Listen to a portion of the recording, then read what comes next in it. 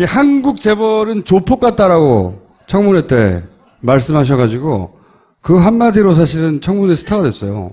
근데 그 이후로 제가 그 내용이 이제 금융사 대표로는 유일하게 국민연금 국민연금 삼성화병을 지원하는 걸 반대했던 그 청문회 나오셨는데 그 이후로 제가 인터뷰를 해보려고 여러 차례 전화를 드렸는데 단 한 번도 인터뷰 응하지 않으셨어요. 단 한 번도. 그런데 책 나오니까 이렇게 쉽게. 존스 홉킨대 박사님이시고, 제가 찾아보니까. 그리고 세계은행에 근무하셨고, 그리고 삼성증권, 그리고 하나투자증권 대표를 역임하신 주진영 전 대표님입니다. 갑자기 안철수 유치원 논란에 대해서 페이스북에 한마디 쓰셨다가 언론이 크게 받았었죠, 굉장히. 알고 봤더니 책 팔려고 그랬던 거예요. 제가 책을 다 읽어보진 않았는데, 책이 결국은 그런 얘기더라고요. 경제에 관한 얘기였어요. 경제 전문가이기도 한데. 근데, 의원님은 왜 여기 낀 거예요? 제가 팟캐스트 안 나와야 되거든요. 안 나오기로. 징계 기간인가요? 네, 징계 기간이에요. 사고를 하도 많이 쳐가지고. 선거 끝날 때까지 안 나오려고 그랬는데. 네. 갑자기 전화를 하셨어요. 선거 전에 이 책을 사람들이 좀 많이 봤으면 좋겠다 생각했어요. 일부러? 선거 전에. 왜요? 우리나라에서 제대로 된 그 경제의 정책과 공약을 할 수 있는 제일 최고의 사람이거든요. 제가 보기에는. 그래서 제가 12월 30일 날 우리 지역 사무실 막년회를 하는 날 페이스북 라이브를 하면서 그냥 갖다 딱 붙여놓고 그냥 라이브를 해버렸어요. 근데 그게 30만이 본 거예요. 설마. 아니 그래서 또 책을 만들자는 출판사들이 몇 군데가 연락이 왔습니다. 그런데 안 하겠다는 거예요. 왜냐하면 이렇게 살다 죽겠대요 그냥. 그리고 저하고 그 국조에서 삼성 제가 모시고 참고인을 했거든요. 김상조 선생님하고. 제가 모신 거거든요. 근데 그때도 제가 이걸 얘기를 듣고 그걸 읽는 것보다는 거기 모셔서 질문을 하는 게 저는 낫다고 생각해요. 이 사람들의 목소리를 사람들이 국민이 듣게 해줬으면 좋겠다 해서 제가 했는데. 그만 말씀하시면 안 돼요? 저도 아름다운 목소리를 좀 들어보고 싶어요. 잠깐만. 책 쓴 사람은 따로 있는데. 그래서 이제 안 할게. 그래서 제가 오늘도 제가 모시고 나와야만 또 될 것 같아서 모시고 나왔고 이제부터는 질문하십시오. 의원님 나오신 김에 그러면 이 책에서 했듯이 의원님이 묻고 대표님이 답하는 한두 꼭지를 해봐주세요, 그러면. 연금은 예금이에요? 보험이에요? 이렇게 물어요, 제가. 보험이죠. 네. 우리가 낸 거보다 더 받습니까? 덜 받습니까? 현재 구조는 낸 것보다 훨씬 많이 받아요. 네. 목소리가 내가 남자인데도, 응?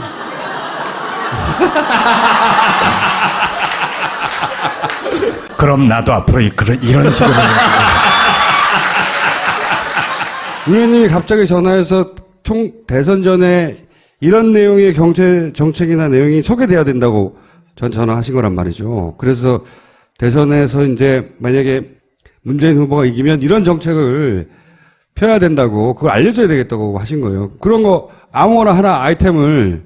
이제 원청과 하청이라는 말이 뭔지는 아시잖아요. 그렇죠? 근데 사실은 우리나라 사회를 오랫동안 보면서 아주 독특한 현상이 있는데 이거를 뭐라고 표현을 하는 것이 사람들한테 이해하기가 좋을까를 이제 오랫동안 생각을 해봤는데 그 과정에서 원청과 하청이라는 그 표현을 쓰는 것이 굉장히 효과적이다 생각을 하게 됐어요. 뭐냐면은 우리나라 이렇게 돌아가는 현상을 가만히 보면은 사실은 굉장히 많은 부분이 밑바닥에 조선시대의 반상사회, 신분사회 그 의식이 굉장히 큰 역할을 한다고 저는 생각을 해요. 근데 그것을 딱히 현대사회적인 표현으로서 말을 하기는 어렵잖아요. 근데 87년 이후에 기껏 민주화됐다고 하니까 그것을 통해서 원래 갖고 있었던 독과점 체제에다가 나머지 전문직과 대기업 노조들이 말하자면 붙으면서 사회가 천천히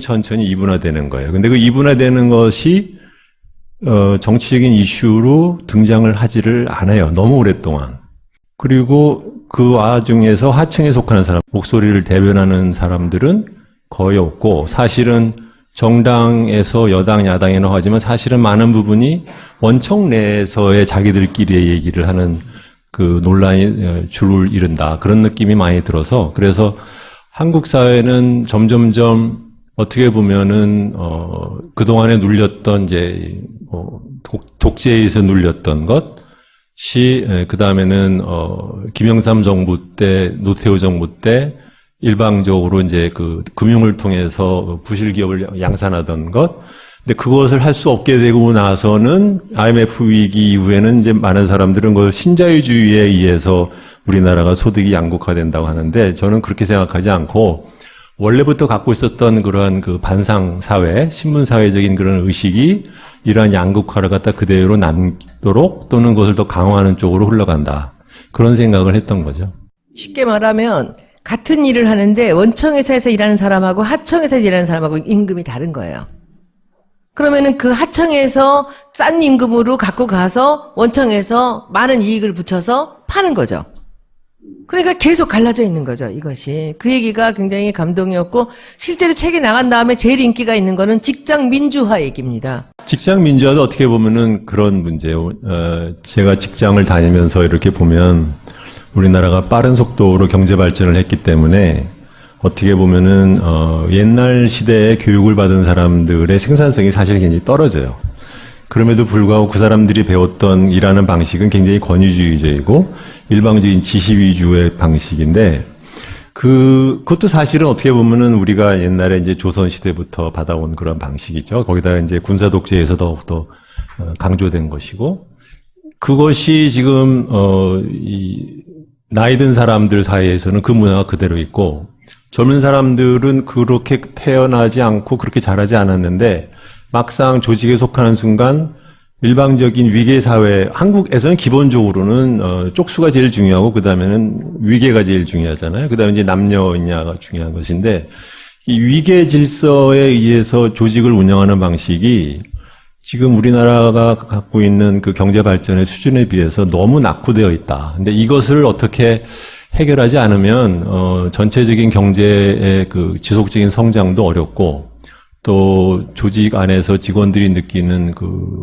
사람들이 느끼는 직장에 대한 불만 같은 거, 불행감 같은 거 그것도 해결하기 어렵겠다. 그런 생각들을 많이 했었어요. 근데 그래서 우연치 않게 한 1년쯤 전에 집에서 그냥 아침에 아내랑 얘기를 하다가 그 얘기에 영감을 받아서 그 페이스북에다 글을 썼는데 그게 순식간에 막 수만 명이 봤더라고요. 그래서 저도 놀랐어요, 사실은요. 사람들이 그렇게 그 얘기에 그만한 반응을 보일 줄 몰랐는데 방금 이제 손 선배가 말씀하시듯이 책에서도 거기에 대해서 사람들이 반응을 꽤 보이는 것 같아요. 자기 얘기니까. 네.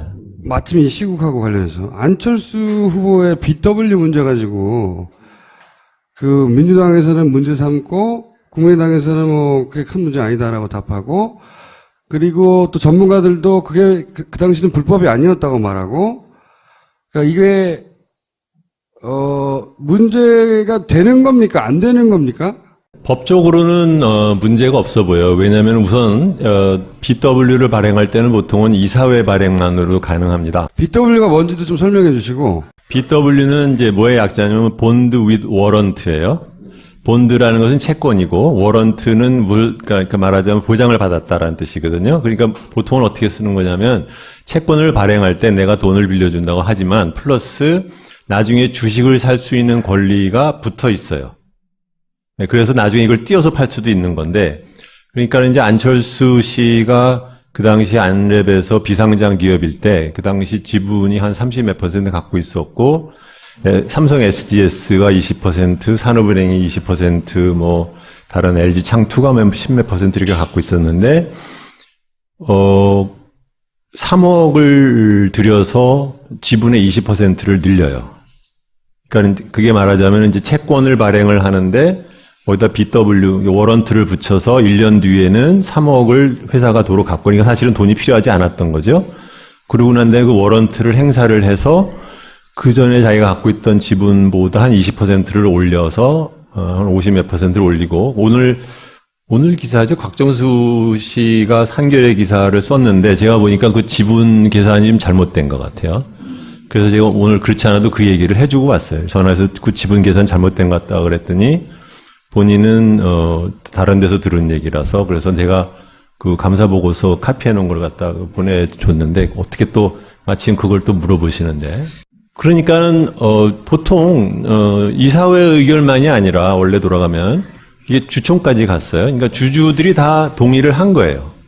그렇죠? 그러다 보면 그 주주는 산업은행이라든가 뭐 SDS라든가 이런 사람들이 있었기 때문에 굳이 그 사람들이 무슨 뭐 그 협박을 당하거나 아니면은 무슨 이해관계에 무슨 충돌이 있어서 그럴 것 같지는 않은데 그러면 왜 중요한 것은 왜 그러면 그 사람들은 안철수가 20%의 지분을 3억만으로 올리는 것을 허용을 했을까? 네. 그게 사실은 더 중요한 거죠. BW 발행하는 거는 이제 회사가 돈이 없어서 조달하려고 할 때 보통 발행하는데 돈이 필요한 상황도 아니었는데 그 단가의 BW 발행하면 이 사람은 곧 상장되면 최소 몇백억씩 이득을 볼 수 있는데 그거를 다른 주주들이 허용해 준 거다 이거잖아요. 근데 그렇게 된 이유는 보통 재벌 대개는 2세들이 그런 편법을 많이 쓰지 근데 않나요? 이거는 편법은 아닌 것 같아요. 뭐냐면 이런 게 있어요. 그러니까는 비상장 회사로 이제 운영을 하는데 그 당시 안랩에서는 안철수가 꾸준하게 이 회사에 있는다라는 것이 굉장히 투자자 입장에서도 중요한 문제잖아요. 그런데 그 당시 안철수 씨의 지분이 30몇 %다. 그 다음에 나중에 이제 상장을 해서 뭐 추가로 뭐 발행을 하거나 아니면은 그 중에 일부를 갖다 팔면 안철수가 갖고 있는 지분이 너무 낮아질 수 있죠. 그러면은 어떤 경우에는 그것 때문에 상장하고 난 다음에 그 당시에 경영권을 뺏기는 사람들도 있었거든요. 그러니까는 그것을 나는 원하지 않는다. 그러니까 성장하고 싶으면 내 지분을 확실하게 더 늘려달라라고 요구를 했고 나머지 주주들은 아무로나 나는 큰 돈을 벌 거니까는 뭐 걔도 벌고 나도 버는 것이 나쁘진 않겠다 해서 같이 동의는 해줄 수는 있었어요. 그 BW를 발행할 애초에 목적은 아닌데 그걸 발행해서 상징적인 대주주가 자기 지분을 지키고 돈도 벌기를 허용해 준 거죠. 그런 거예요. 그래서 그 덕분에 안철수 후보가 가지고 있는 지금의 재산의 거의 대부분이 그때 얻어낸 이득이 바탕이 된 거거든요. 근데 그때 700억인가 뭐 800억인가 하여튼 엄청난 돈을 벌었어요. 그 덕분에. 근데 그걸 지금에 와서 문제 삼는 이유는 뭡니까 그러면? 그때 당시에는 그것이 합법이었는데 지금에 와서 다시 문제 삼는 이유는 뭐예요, 그러면? 네, 말하자면 그게 안철수 씨가 돈을 벌게 된 가장 중요한 계기인데 그것이 어떠한 과정에 나머지 주주들 사이에 어떠한 양해와 합의와 논의 끝에 된 것인지에 대해서는 전혀 알려진 게 없거든요. 그러다 보니까 이제 그것을 밝혀라. 이제 그런 뜻으로 볼 수도 있는 거죠. 거절하지 않은 거잖아요. 다들 남들이 했듯이 한 거잖아요. 만약에 그게 훨씬 자기한테 엄격한 도덕 기준을 적용하는 사람이면 안 할 수도 있었던 건데 안철수는 그 정도는 아니었다. 그러니까 그냥 소위 당시 흔한 자본가 정도지 안철수 후보가 우리가 생각하듯이 유난하게 깨끗하고 그런 사람은 아니다. 이런 공격인가요? 저는 한 번도 안철수가 다른 사람보다 이렇게 유난하게 깨끗한다고 생각해 본 적이 없기 때문에 그게 이렇게 대단한 이슈가 된다고 생각을 그러니까 불법했지 이거라기보다는 뭐 딱히 깨끗하지 않구만 니도 이 정도 공격인가 혹은 당신이 주장하듯이 무슨 새정치나 뭐 자본의 논리를 뛰어넘는 무슨 아주 훌륭한 지도자나 그렇지 않죠. 자본의 논리에 가장 충실한 딜을 한 거예요. 뭐냐면은 내가 그 회사에서 갖고 있는 그 위치, 브랜드라는 것을 최대한으로 이용을 해서 나머지 주주들한테 말하자면 내놔. 너도 돈 버니까 내가 좀 챙기게 좀 너도 좀 손 좀 들어. 근데 뭐 서로가 이해관계에서 특별하게 나쁘지 않으니까 그러니까 그렇게 간 거죠. 돈의 관점에서는 자연스럽다. 그렇죠. 네, 그렇게 하면 됩니다. 왜냐하면 그런 일은 그 당시 한참 코스닥 딜로 할 때 거의 뭐 그 패키지처럼 미리 찍은 것처럼 그것만 갖고 돌아다니면서 컨설팅하는 사람들이 엄청 많았어요. 그러니까 아주 흔히들 하던 일이었고 흔히 하던 일이기 때문에 꼭 뭐 잘된 거다 잘한 거란 뜻은 아니지만 그렇다고 해서 나머지 대주주들이 반대하지 않은 것을 갖고 뭐라고 한다는 것도 좀 이상한 거죠. 네. 그 당시에 라디오 스타인가요? 나왔을 때 마침 봤는데 그때 제 기억에는 그 사람이 마치 대단히 뭐 많은 지분을 직원들한테 준 것처럼 말을 했는데 사실은 그렇지가 않았어요. 뭐 2, 3%밖에 안 줬고 나머지는 다 자기 거 챙겼는데. 두 번째로는 사실 더 중요한 것은 안철수 재단을 만들고 출연을 했다고 하는데 안철수 재단이 무슨 일을 하는지 아는 사람이 있나요? 그렇잖아요. 지금 청계재단이랑 뭐가 달라? 근데 이상하게도 그 문제를 들여다보는 사람은 없어요. 안철수 재단을 만들고 난 다음에 제가 알기로는 사무국장 하는 사람들이 거의 3개월에서 6개월마다 바뀌었어요, 계속. 중요한 얘기네.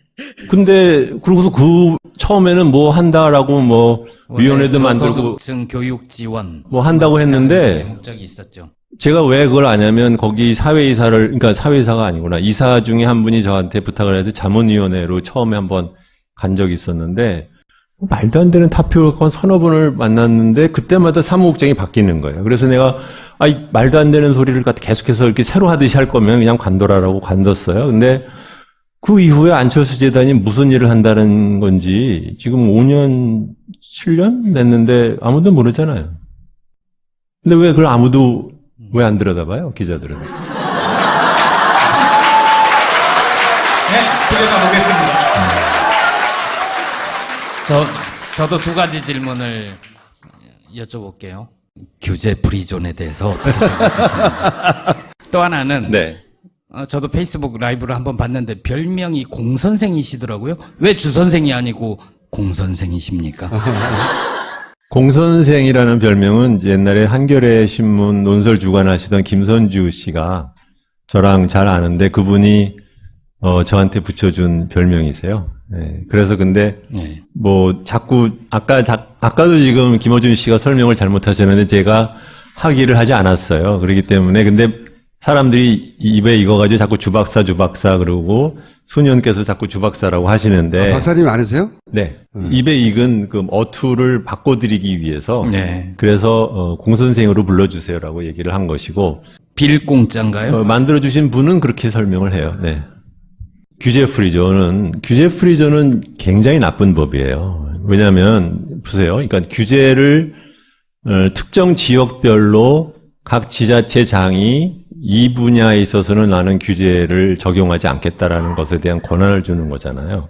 그러면은 전국적으로 우리가 만든 규제의 전체적인 일관성이라든가 안전성에 대한 담보는 건 누가 어떻게 할 거냐라는 그 안전장치가 전혀 없어요. 네. 두 번째로는 만약에 규제를 그렇게 풀어둘 것이 중요하다고 하면 그러면 그것은 정치인들이 중앙정부에서 거기서 해야지 어떻게 각자 알아서 해보라는 쪽으로 가는 것은 굉장히 위험한 거거든요. 근데 세 번째로는 이건 여러분들도 아시겠지만 규제 프리존을 제일 푸시했던 데가 누구였느냐? 정경련이에요. 네. 네. 이승철인가? 그 사람, 그 부회장이라는 사람이 돌아다니면서 지자체장한테 도장 받아가지고선 돌아다니는 법인데, 근데 꼭 뭐 그 사람이 한다고 다 나쁜다라는 것은 아니겠지만, 예. 기업별로 그 규제를 풀어달라는 게 달라요. 그러니까 이거는 너무 눈 가리고 아무. 보세요. 그러니까 대기업이 각 지자체장과 지자체의 의회를 자기가 원하는 분야만 살짝 골라서 따먹기 얼마나 좋은 거잖아요. 굉장히 위험한 것인데. 예를 들면 어느 지역에서 화장품을 만드는데 기능성 화장품에 대한 규제를 풀어달라는 거예요. 그러면 거기서 기능성 화장품은 표기가 굉장히 복잡합니다. 그럼 이것이 들어있지 않고 이 성분이 없어도 된다라는 그런 법이 거기서 생겨나면 그 화장품은 어디서 팔려요? 전국으로 팔리잖아요. 근데 지금 말하다 보니까 김어준 씨 눈이 지금 작아졌어요. 아니, 규제 프리존 법안은 대단히 중요하거든요. 네, 지금 중요하죠. 네. 두 유력한 후보 중에 한 명은 찬성하고 한 명은 반대하거든요. 그건 진짜 잘못된 법입니다. 안철수 후보를 저희보다는 어쨌든 그 동네에서 좀 가까이 보셨을 거 아니에요.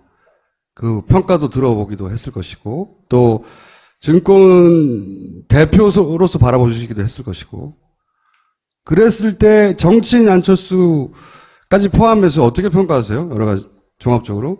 저를 안철수 씨는 그냥 자기가 대통령이 돼야겠다, 되고 싶다라는 거 이외에는 아무것도 보이는 게 없는 사람 같이 보여요. 어머, 잘이네. 왜 그렇게 평가하세요, 근데? 사실 그게 미스테리예요. 왜 대통령이 되고 싶어 하는지가 좀 이해가 안 가요. 그거보다는 거꾸로 이렇게 보시는 게 어떨까 싶어요. 지금 여권에서 후보로 내는 사람의 그 역사를 보세요. 이해창, 이명박, 박근혜, 그 다음에는 지금은 다 말할 필요도 없는 사람들에다가 이제 이쪽으로 와가지고 안철수가 됐는데 이거 자체가 굉장히 독특한 현상이에요. 무슨 말이냐면 우리나라에서 기득권 세력이 지금 대통령 후보로 국민한테 팔려고 하는 사람들이 고갈되고 있는 거예요. 네. 그렇죠? 밖에서 그러니까 뭐 회사 사장하던 이명박이라는 사람은 사실 정당 정치인도 아닌데 네. 그 사람이 들어왔죠. 그 다음에 이제 맨 마지막으로 남은 게, 그러니까는 박근혜, 그러니까 박정희 딸이라고 한번 그야말로 이제 써먹었는데 문제는 그 사람들이 됐다라는 거잖아요. 그러니까 지금 뭐, 아까도 뭐 이해찬 씨 얘기도 하시고 뭐 이렇게 하는데 독특한 건 뭐 정청래 씨도 마찬가지인데 정책 얘기 안 하죠. 주요 말하자면 일종의 말하자면 영화 뭐 캠페인 하듯이 흥행하듯이 이런 쪽으로만 쭉 얘기를 하는데 문제는 그렇게 해봤자 결국은 졌었단 말이죠. 지금도 사실은 저쪽이 저렇게 돼서 그렇지 뭐 어떻게 누가 알아요? 반기문이 소위 박근혜 저렇게만 되지 않았다고 하면 어떤 식으로 됐을지 모른단 말이죠. 그렇기 때문에 이제 왜 이런 말씀을 드리냐면은 안철수는 안철수를 보면 안 된다고 봐요. 예. 여당에서 자꾸 누군가를 국민한테 내놓고 국민들한테 이제 속이고 싶어하는 것이 점점점 고갈돼가는 과정의 하나로 보는 것이 더 낫지 않나 저는 그렇게 생각합니다. 자유한국당 후보도 아니고 바른정당 후보도 아니고 민주당에서 떨어져 나간 분들 국민의당의 후보잖아요. 근데 지금 거침없이 여당 후보라고 말씀하신 거는 특별한 이유가 있나요? 아니 결국은 자기를 지지한 만약에 안철수 씨가 대통령이 된다고 하면 자기를 지지한 사람들의 목소리를 듣지 않을 수가 없죠. 그렇잖아요? 그렇다면 결국은 사후적으로는 여당 후보가 그러니까 우리 사회 기득권 세력의 지지를 받는 사람이다. 그렇죠. 그 말씀이신 거죠? 네. 그거는 이제 무슨 말씀인지 알겠고 안철수 후보 개인으로는 겪어본 바로는 어떻게 평가하시냐가 제가 궁금한 거였어요. 개인적으로 겪어본 적은 없어요. 그래요? 그냥 보기만 했는데 네, 보기만. 되도록이면 보면 이제 돌리니까 채널을 그러니까 보았다고 할 수는 없죠. 네. 직업계에 계시면서나 이렇게 가까이 했던 사람들의 이야기나 간접적으로 들어본 적은 없어요? 사실은 제가 그쪽 당에 가 있는 제 친구들이 많아요. 가장 중요한 두 분이 가장 친한 친구예요. 근데 이상하게 우연찮게 이제 두 사람이 다 각각 다른 이유로 가 있는데 제가 싫어하는 걸 아니니까 저한테 되도록이면 얘기를 안 해요. 사실 저번 선거 때 안철수가 뭐 같이 합치고 난 다음에 조금만 다르게 행동했어도 국민이 5년을 이렇게 고생을 안 했을 거예요. 저는 그 면에서는 그 사람을 도저히 용서할 수 없어요. 본인은 최선을 다했대잖아요. 20몇 차례 선거 유세 다니고 막판에 목도리도 눌러주고 할 거 다 했는데 왜 뒤늦게 나를 비난하냐 이렇게 5년 후 얘기하잖아요. 5년이 안 됐죠. 이번에는 아마 선거 날 떠나지 않고 선거 다음 날 떠날 것 같아요. 예. 아니 저희는 이제 책 얘기만 하고 살짝 물어보려고 그랬더니 뭔가 저격수가 날아왔어. 저격수예요. 저는 그때 청문회 날 한국 재벌이 조폭과 같아서 예, 아니, 그 그러니까 말이 아니, 생각나긴 그 왜, 한데, 예. 다시 한번 얘기해달라고 했던 거 있잖아요, 왜. 이완구 의원이 예. 그때 몇 번의 질문을 그 사람이 이 주 선생이 누군 줄 알았으면 그 질문을 하면 안 되는 거죠. 거기서부터 이 사람 막 당황하면서 이제 조폭 얘기 나오고 이제 딱 작정을 한 거야. 그래서 제가 얼마나 차분하게 죽이느냐 하면은 이 독설이 흥분하지 않아요. 그리고 딱 이러고서 있는데 아유 제가 오늘 죽었구나 생각이 딱 들더라고. 근데 이제 거기서부터 잘못 걸려가지고 한화에서 쪽지 받아갖고 한 거거든 그게. 하나에서 그렇게 공격하라고. 그치. 쪽지를 줬는데 그 쪽지 주는 상황까지 다 본 거예요. 근데 그 친구가 벌써 하고 이렇게 이 질문을 하려고 하는 순간 무슨 질문을 할지 이미 다 알고 있었어요. 그리고 이제 준비를 딱 하고 팔을 탁 기대더니 얼굴이 더 싸늘해지면서 이제 그러면서 한국 재벌들이 조폭과 같다가 쭉 나온 답변이 나오고 그거 하나로 책까지 내신 거 아니에요 지금? 그리고 이 책을 그렇게 무리하게 낸 이유가 저는 대통령 후보가 되시는 분들이 이 책을 꼭 봤으면 좋겠어요. 그리고 이 얘기가 너무 좋잖아요. 사립 공립이 중요한 게 아니라 왜 사립하는 사람들한테 아부를 하느냐. 그리고 집 가까이에 좋은 유치원이 있으면 되는 거지. 아니 이 페이스북 자체가 굉장히 크게 화제가 됐어요. 내용이 당시에 안철수 후보가 한 발언이 뭐가 잘못인지 정확하게 바로 집어줘가지고 크게 화제가 됐고요. 인연이 되게 중요하거든요. 네. 누가 나를 이 자리에 데려왔는가. 근데 아까 말씀에는 김종인 의원이 같이 하자 해서 오셨다는 거 아니에요? 네. 김종인 의원 나갔잖아요. 네. 뭐 의원 중에 어떤 분은 따라 나가기도 했는데 제가 그럴 잡았어요. 생각은 전혀 없으셨나요? 명분이 중요하지 인연이 중요한 건 아니죠.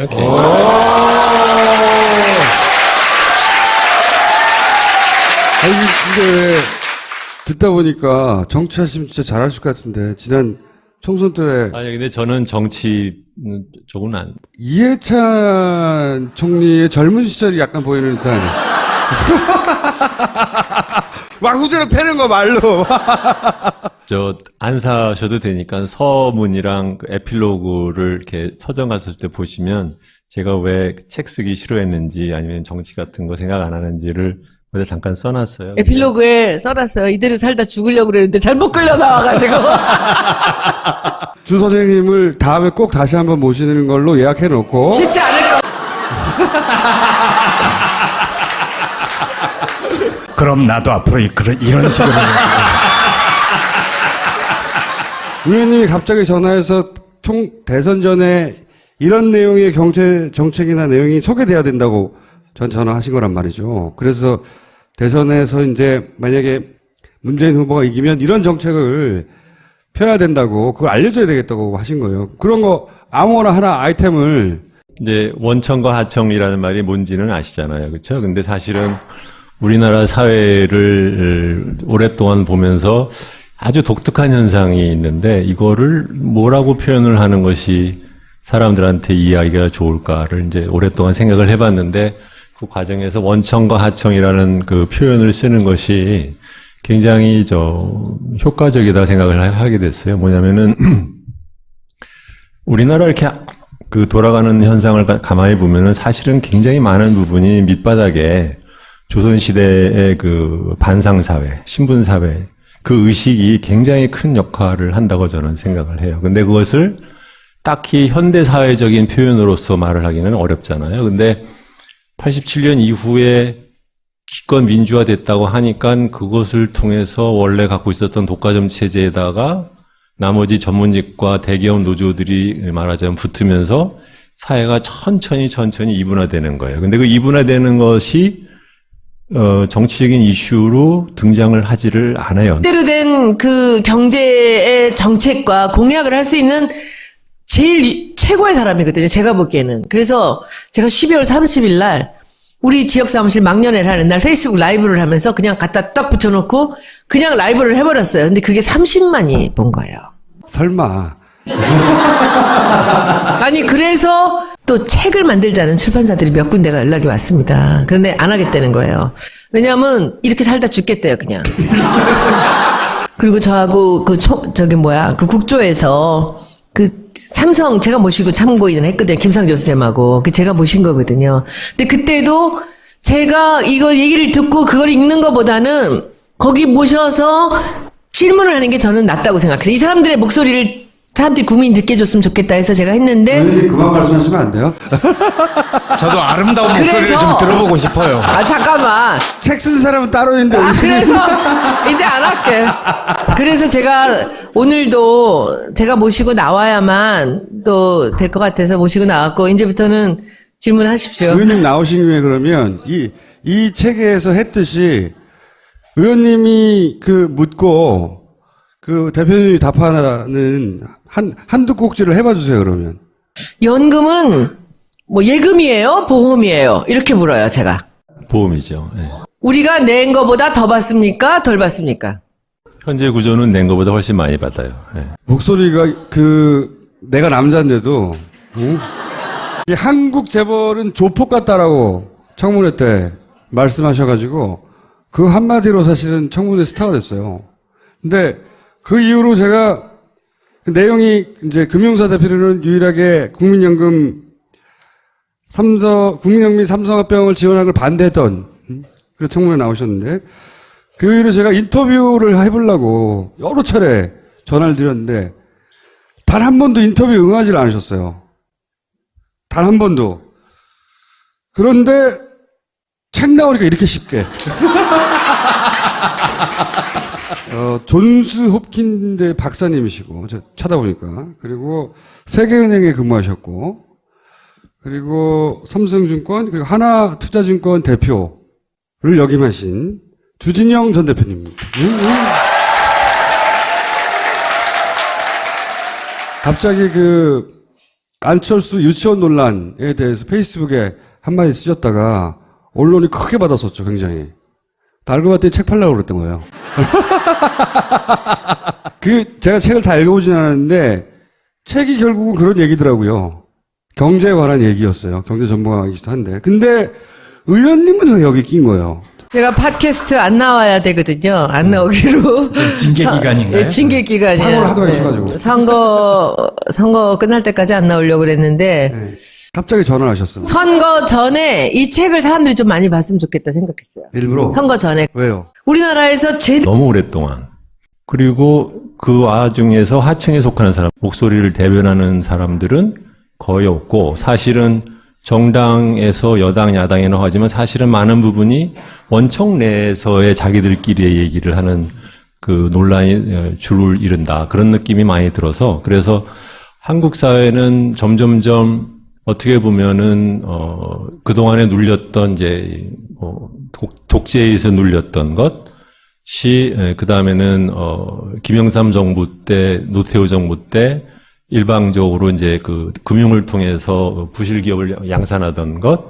근데 그것을 할 수 없게 되고 나서는 IMF 위기 이후에는 이제 많은 사람들은 그걸 신자유주의에 의해서 우리나라가 소득이 양극화된다고 하는데, 저는 그렇게 생각하지 않고 원래부터 갖고 있었던 그러한 반상사회, 신분사회적인 그런 의식이 이러한 양극화를 갖다 그대로 남도록 또는 그것을 더 강화하는 쪽으로 흘러간다.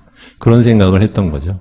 쉽게 말하면 같은 일을 하는데 원청회사에서 일하는 사람하고 하청회사에서 일하는 사람하고 임금이 다른 거예요.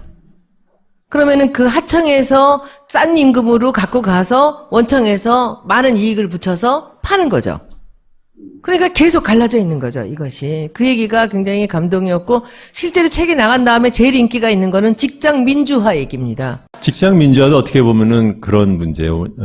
제가 직장을 다니면서 이렇게 보면 우리나라가 빠른 속도로 경제 발전을 했기 때문에 어떻게 보면은 옛날 시대에 교육을 받은 사람들의 생산성이 사실 굉장히 떨어져요. 그럼에도 불구하고 그 사람들이 배웠던 일하는 방식은 굉장히 권위주의적이고 일방적인 지시 위주의 방식인데, 그것도 사실은 어떻게 보면은 우리가 옛날에 이제 조선시대부터 받아온 그런 방식이죠. 거기다가 이제 군사독재에서 더욱더 강조된 것이고, 그것이 지금, 나이 든 사람들 사이에서는 그 문화가 그대로 있고, 젊은 사람들은 그렇게 태어나지 않고 그렇게 자라지 않았는데, 막상 조직에 속하는 순간 일방적인 위계 사회, 한국에서는 기본적으로는 쪽수가 제일 중요하고 그 다음에는 위계가 제일 중요하잖아요. 그 다음에 이제 남녀냐가 중요한 것인데, 이 위계 질서에 의해서 조직을 운영하는 방식이 지금 우리나라가 갖고 있는 그 경제 발전의 수준에 비해서 너무 낙후되어 있다. 근데 이것을 어떻게 해결하지 않으면 전체적인 경제의 그 지속적인 성장도 어렵고, 또 조직 안에서 직원들이 느끼는 사람들이 느끼는 직장에 대한 불만 같은 거, 불행감 같은 거, 그것도 해결하기 어렵겠다. 그런 생각들을 많이 했었어요. 근데 그래서 우연치 않게 한 1년쯤 전에 집에서 그냥 아침에 아내랑 얘기를 하다가 그 얘기에 영감을 받아서 페이스북에다 글을 썼는데, 그게 순식간에 막 수만 명이 봤더라고요. 그래서 저도 놀랐어요, 사실은요. 사람들이 그렇게 그 얘기에 그만한 반응을 보일 줄 몰랐는데, 방금 이제 손 선배가 말씀하시듯이 책에서도